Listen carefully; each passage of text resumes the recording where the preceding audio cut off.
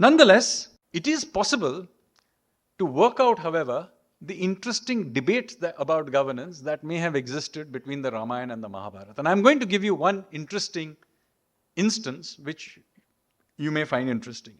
At least I think, I'll let you decide whether my interpretation is correct or not. But it seems to be that the two epics appear to be having a debate. What is this debate? So on one side you have the Ramayana, which makes the case that the word of the law and the enforcement of the contract is the single most important way to avoid Matsyanaya. So the word of the contract has to be applied. So you hear prana jai par bachana na jai, right? That is the consensus. So you have throughout the Ramayana situations where Ram is having to adhere to contracts or laws which are blatantly unfair. He knows they are unfair, but he still adheres to them because the Ramayana is making the case that, look, without this you will have Matsyanaya, right? So it's not the case that the Ramayana is arguing that KK's demand was just. The Ramayana knows, Rama also knows that it is unjust. But a promise has been made and therefore it must be adhered to. And so this idea is so strong that the Ramayana itself is actually changed in various ways to enforce this point. So an entire section called the Uttar Ramayana is actually added at the end of Valmiki's Ramayana. By the way, Valmiki's original Ramayana did not include the Uttar Ramayana.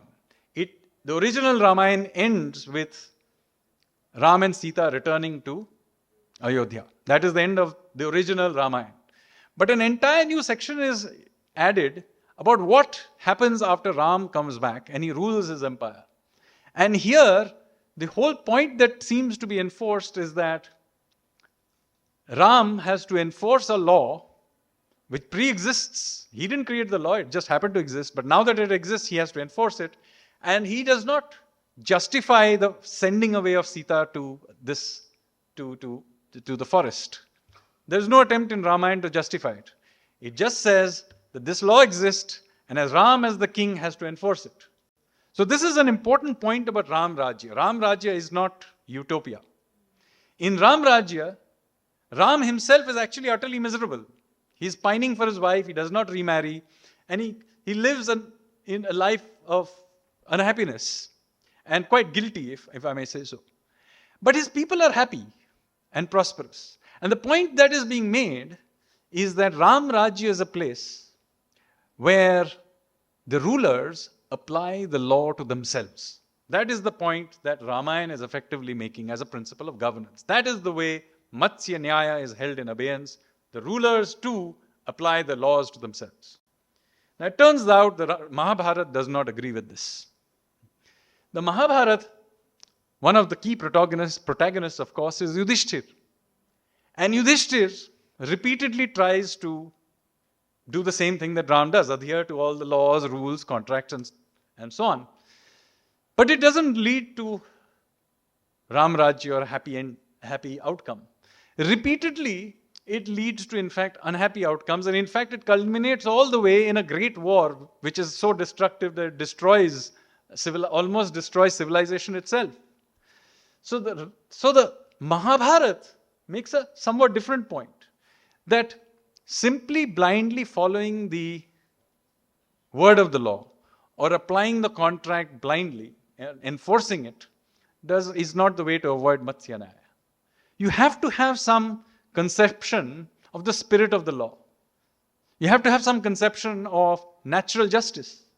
And so you have an interesting situation where Krishna, who is, by the way, an avatar of the same God, Vishnu, as Ram, right?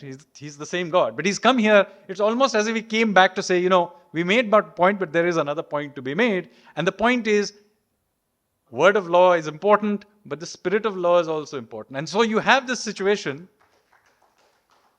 where Draupadi, since the since her husbands have lost her in the game of dice, Draupadi is now a slave, and her new owners have a right to do what they wish with her. But there is no rule about the length of a sari. So Krishna takes this loophole, and they're allowed to pull the sari, but the sari can be infinitely long. And so effectively, this word of the law is enforced, but in some sense, natural justice is also done. And you see that repeatedly. Whether, Arjun avenging the killing of his son, for example, and so on and so forth, throughout the rest. So you can see this debate. Now, this debate between the word and spirit of the law has not been resolved to this day. It's a raging debate to this day. So I'm not saying the epics resolved this debate, but I'm just pointing out there were some interesting thoughts about governance that were already there.